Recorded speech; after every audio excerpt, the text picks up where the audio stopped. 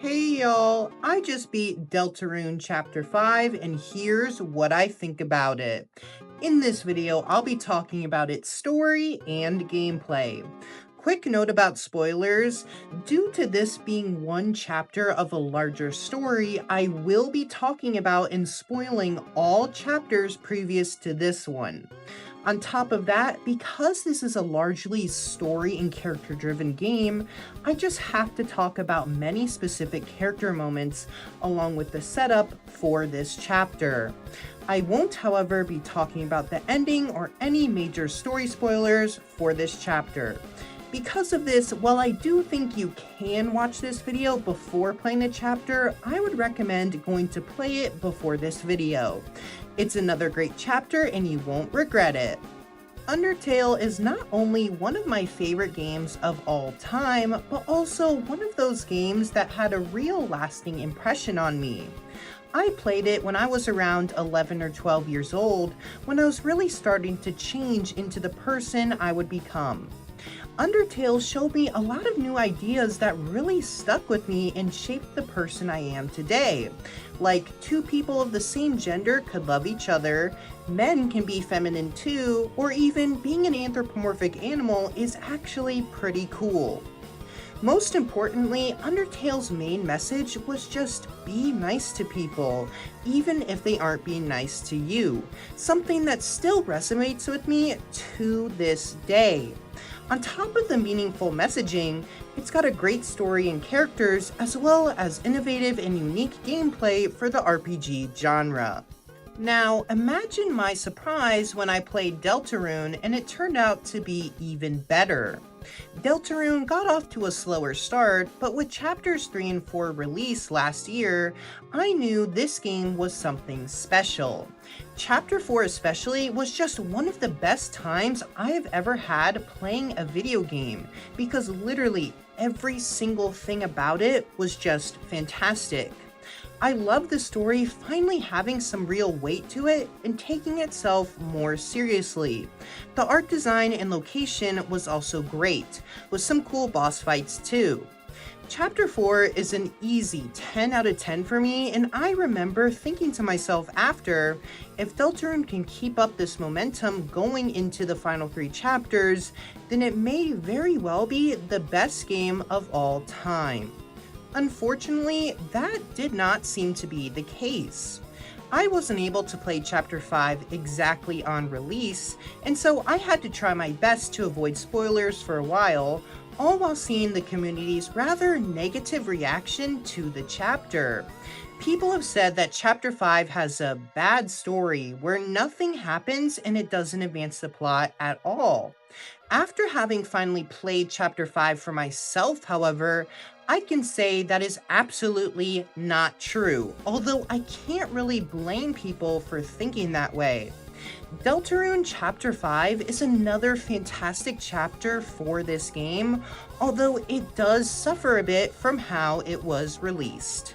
My absolute favorite thing about Chapter 4 was how the main villain was finally introduced and took center stage. All of the little hints and mentions about the knight in the previous 3 chapters had been leading up to that, and I'd say it was well worth it. Unfortunately, Chapter 5 does not continue that.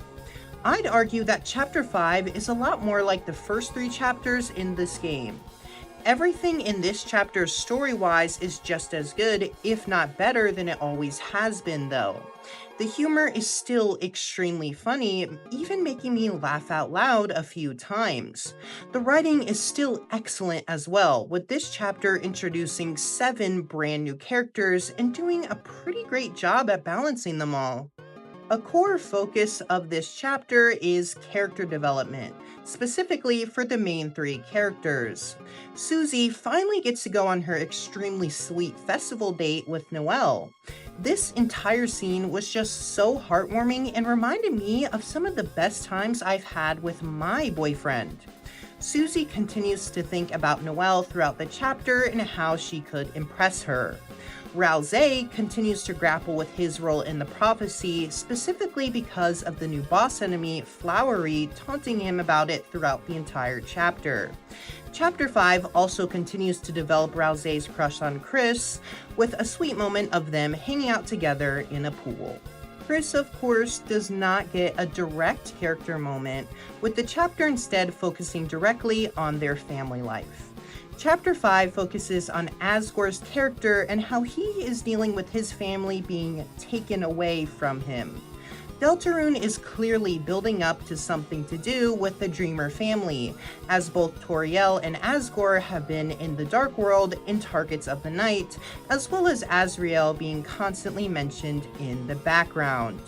Chapter 5 does an amazing job at continuing this setup with one great moment where Susie tells Chris that their family isn't perfect either.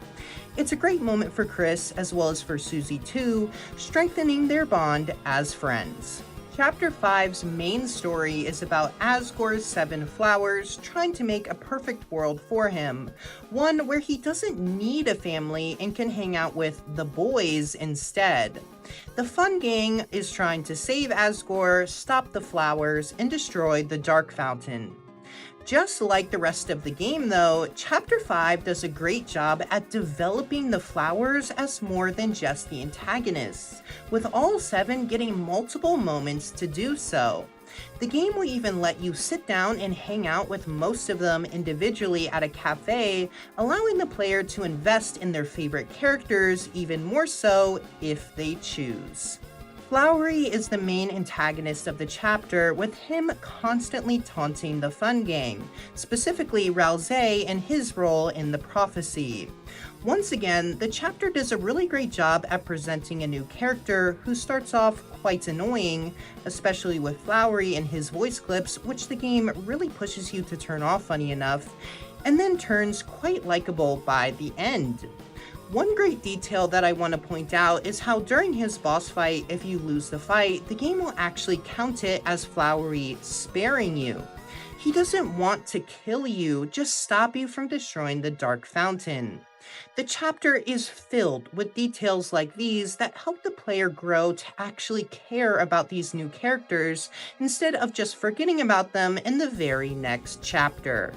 The flowers want the Dark Fountain to stay so they can continue to be human, and so the Fun Gang coming to destroy the Dark Fountain is a huge issue for them. This has been something that has been explored in the background throughout the entire game, but the issue on if the Fun Gang should be allowed to have such agency over so many Darkners' lives really comes to a head in this chapter. Specifically, this chapter raises the question on if the Fun Gang is justified in destroying this Dark Fountain when they have their very own one in Castletown. This continues the game's central theme of the prophecy and the main character's roles in it, and I think this chapter once again does a great job at building on top of what's already there so it can all come to a head in the final act of the game.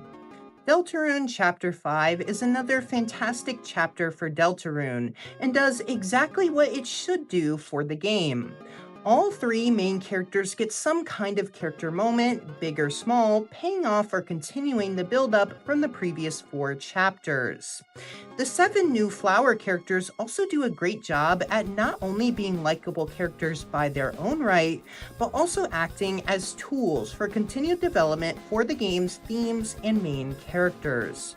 While I would have liked for this chapter to be just as dark tonally and serious as Chapter 4, I'm also happy with what we got here because, well, I just love Deltarune. Yet, many Deltarune fans don't seem to love this chapter. I've seen so many people calling this chapter narratively disappointing or saying that nothing happens, and I just certainly don't think that's true whatsoever.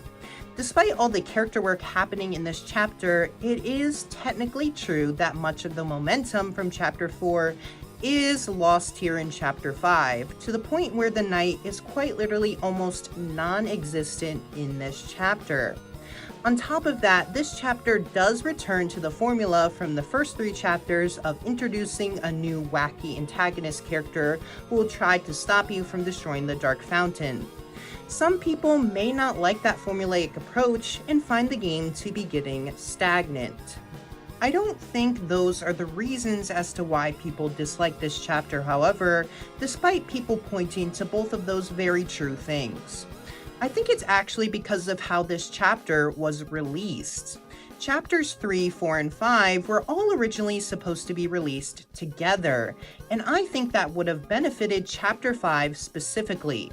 Chapter 5 is clearly the end of Act 2, with a big event happening at the end leading into Act 3. It makes sense after the end of Chapter 4, with Undyne getting taken into the bunker, people are disappointed when the game still has more of Act 2 to go, instead of going straight into Act 3 and the climax. I think another issue is that people, including myself, had to wait an entire year for this chapter, meaning expectations would naturally rise over the course of time.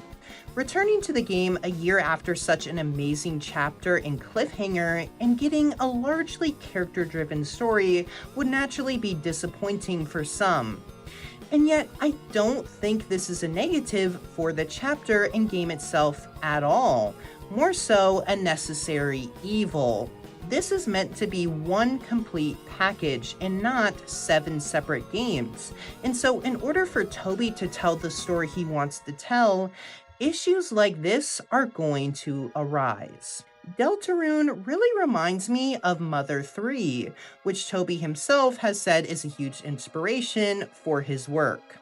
Mother 3 is more focused on telling the story of a group of characters rather than telling a more traditional, plot-driven story like Earthbound does, which is probably why I like Earthbound more, honestly, by the way. If Mother 3 were to cut off 2/3 of the way through, after the sunflower scene maybe, I'd expect people would be disappointed there too. While that scene is famously great, it's building towards the conclusion of that game. We don't have the conclusion to Deltarune currently, and so because we don't know exactly what this chapter is leading to yet, people may find it to be a little weaker because of that. Deltarune Chapter 5 suffers from being one piece of a larger game, one that follows up the best chapter yet, a cliffhanger ending, in a year of expectations. Because of all that, I can't really be upset with people who are disappointed by this chapter. For me personally though, I got exactly what I wanted from it. It continues the arcs of the Fun Gang with some great payoffs like Susie's date with Noelle. It also continues on building the game's central themes and even raises some new questions that will all come to a head later on. On its own, it may not be fully satisfying, but as a continuation of Deltarune's story, it certainly is. Chapter 5 also continues another thing, which is Deltarune's commitment to gameplay variety. Almost every chapter has some sort of unique gameplay mechanic which is used throughout the chapter. Chapter 2 has the teacups, Chapter 3 has the NES game board, and Chapter 4 has the climbing mechanic. Chapter 5, however, takes this to a whole new level, with the best gameplay yet, introducing 2D sections, which the entire chapter is built around. The 2D side-scrolling sections here are all fantastic, and it's really impressive how one simple change can really elevate the moment-to-moment gameplay. The 2D sections are extremely variable too, with some being platforming focused, some combat focused, or even exploration focused. You get access to it about an hour into the chapter, and from then on are able to switch between normal gameplay and the 2D sections at certain points. I think the ability to change between the two modes of play at specific points really does wonders for this game's level design, for example. This chapter introduces raised ledges that cannot be accessed during normal exploration sequences due to Chris not being able to jump. When in the 2D mode, however, Chris can jump, meaning that they and the Fun Gang are able to access areas they otherwise couldn't. The thing is, however, that because it's a 2D plane, the player isn't able to go forwards and backwards like they normally can, making some areas only accessible via the normal means of exploration. This does a great job at incentivizing the player to fully explore an area in both modes of play, and is used to its fullest in many puzzles throughout the chapter. The 2D mechanic is also used for various platforming sections, some of which are optional to unlock the secret boss.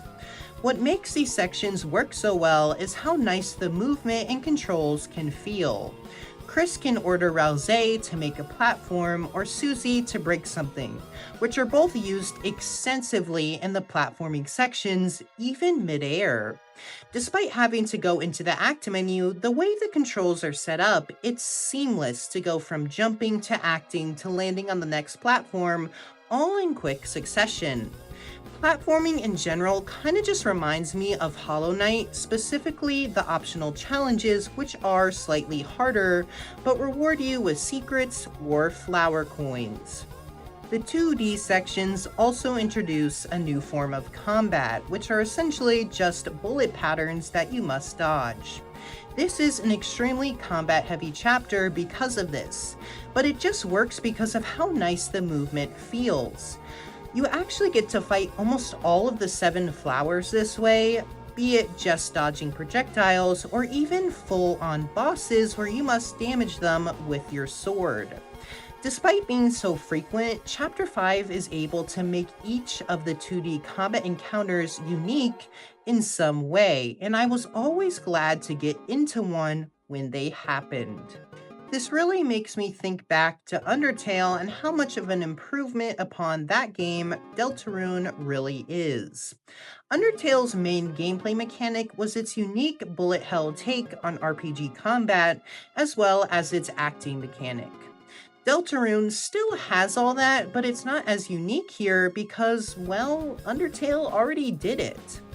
Toby is forced to make new and unique gameplay mechanics, multiple of them really, because this game is just so much longer than Undertale. These 2D sections just go to show how much Toby has improved as a game designer, especially now that he has more help with actually making the game. His ability to keep the gameplay fresh and fun, all while making it feel like one cohesive experience, is really astounding. Coming to a new height here with Chapter 5, having the best gameplay yet. Unfortunately, I do think the gameplay here does have one small issue, and it has nothing to do with the new 2D sections. I think Deltarune has a difficulty issue. Now, I don't think this chapter is hard at all actually, and I only died one single time on the final boss. My issue is just that the difficulty feels uneven. Many of the 2D sections are fairly easy, and a lot of the traditional enemy encounters are pretty easy as well. I do think, however, some enemy encounters now just have bullet patterns that are a little too hard to dodge, and I'm taking more damage than I usually would. Now, I don't think it's an issue that this game is getting harder, as I actually think that's a good thing. Games need to have difficulty curves, and Deltarune does have one. I just think that Deltarune's curve is just a bit uneven, because some enemies are much harder than others.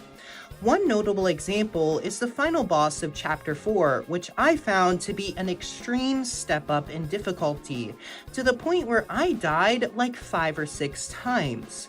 However, Chapter 5's boss was much easier, taking me only 2 tries. I hope in future chapters, Toby is able to smooth out the enemy bullet patterns to be more consistent with each other and less variable. All in all, that's not a real big issue though, as I didn't die to any normal enemies, and each save point gets you back to full health. I think there is a bigger issue when it comes to difficulty though, and it once again has to do with the game's release schedule. Since Deltarune is meant to be one big experience with one long difficulty curve, it can be jarring to jump back into it after a year. Thankfully, Deltarune is a pretty easy and forgiving game, but this can lead to Toby having to patch in the crutch of bosses getting easier each time you lose to them. I'm all for this, as this is a great accessibility feature, but I think that might not be needed if this game was launched all at once. Overall, Deltarune Chapter 5 is another fantastic chapter in this amazing game. Its story balances great character moments that have been built up for the entire game, with new ideas that add to the themes the game is trying to explore that will come together in its final chapter. Its gameplay is the best yet, with great new 2D sections which completely changes exploration and combat. Its only real issue, at least in my opinion, is its release schedule, which left some people disappointed with its largely character-driven approach and difficulty curve. It may not be a problem for me personally, but I certainly can see how it would be for some. After playing Chapter 5, I can now see why Toby originally wanted to release it at the same time as Chapters 3 and 4. It's because this chapter works best as part of a greater whole rather than on its own. It still obviously is great on its own, but some small issues definitely do arise when consumed that way. Because of that, I now think that Chapters 6 and 7, the seemingly third and final act of the game, should be released together, even if that means we have to wait longer. With it already being announced that Chapter 6 will be released by itself next year, I can only hope some of these issues don't pop up again. Until then though, Deltarune Chapter 5 is great, and I cannot wait to see what happens next. I recommend Deltarune Chapter 5, 9 out of 10. Well y'all, that's my review of Deltarune Chapter 5. If you like this video, please make sure to like, comment, or even subscribe. Please also make sure to check out my TikTok at goodusername011. That's all I have for today, but I do want to take the last few moments to talk about me and my channel. Alright y'all, so I have a few things I want to talk about today. So the first thing I want to say is I have big news. It has to do with my internship. So today is the 41st day of my 50-day internship, and I got a return offer. Yay! I've been stressing about that this entire internship. I don't remember if I said that in a previous video, but I got a return offer. So that's super good. So yeah, I'll return there next summer for another internship, and then I will probably work there full time after I get my master's. So that's super great. I'm super happy about that. It makes all this time I've not put into my channel worth it, right? Am I passionate about accounting, and do I love doing accounting the way that I'm passionate about this? No. But it makes it worth it, right? Because now I have a kind of more set in stone path for my future. So that's good. Another thing I want to say is that my best friend, my college roommate in my second year, all that, he started a TikTok account and also does reviews. He did that last week. And that's made me think of a few things. So the first thing is he's starting this, and he's 5 TikToks in, and he's starting to grow. He's got 50 followers or something. And that's just making me think about success. And it's I've talked about this before, and I'm I don't care about that, but obviously I do, right? And it's just something that I'm always kind of thinking about and grappling with, because I feel like I deserve even more success than I get, right? I know my videos aren't great, the best, but I think my scripts are usually great. My videos are pretty great. This script isn't as good, but whatever, right? I think they're good. I think I deserve more than 24 subscribers, right?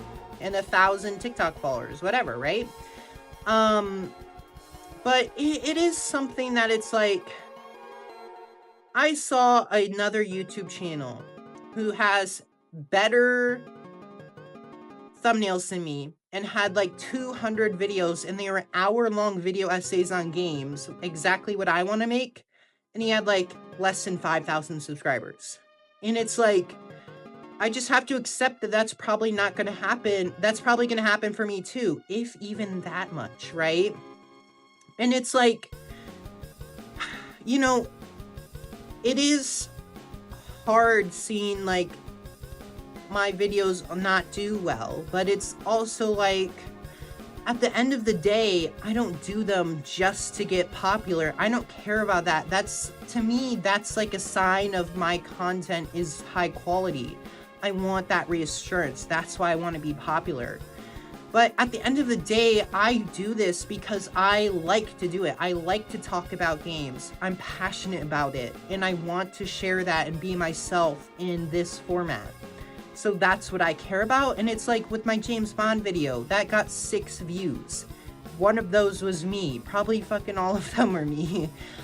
And it's like, I knew that would be the case because I uploaded that video a month and a half after the game came out. But it's like, I didn't care. I made it anyway, and I think that's a great video. So, it is something that I constantly think about. Not constantly, but it's like, I think about it a lot, and it's hard for me. But, I don't know, I'm gonna keep going. And even if my friend gets more TikTok followers than I do, which I think will happen because he's not making 6-minute fucking TikToks like I do, right? Which is not a good move, but that's what I want to do, right? But anyways, like, you know what I mean? It's just like, it's whatever, because at the end of the day, I'm passionate about this and I love doing what I do. So, yeah.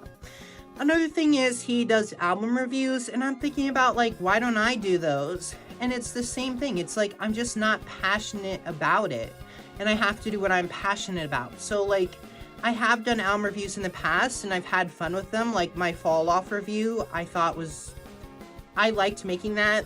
And yeah, so if another album comes out that I'm really passionate about making a video about, I'll probably do it. But at the end of the day, what I'm passionate about is games. And so this is mainly gaming. So speaking of that, what's the next game I'll play? Well, I actually went ahead and changed my mind. So in my last video, I said Doom the Dark Ages is next, and I've moved that back one. So I've moved the video to the next one instead. I'm gonna play the Halo CE remake next. I've already started it, I beat the mini campaign, and I'm maybe gonna start the actual campaign today. And I did that for 3 reasons. So the first reason is that I'm very familiar with Halo CE, so I know how long that will take. Like the Doom, the Dark Ages, I don't know how long that'll take. And then Assassin's Creed Black Flag I have played before, and that took me like 22 hours or something. So it'll be a long time before I would have gotten to Halo. So yeah.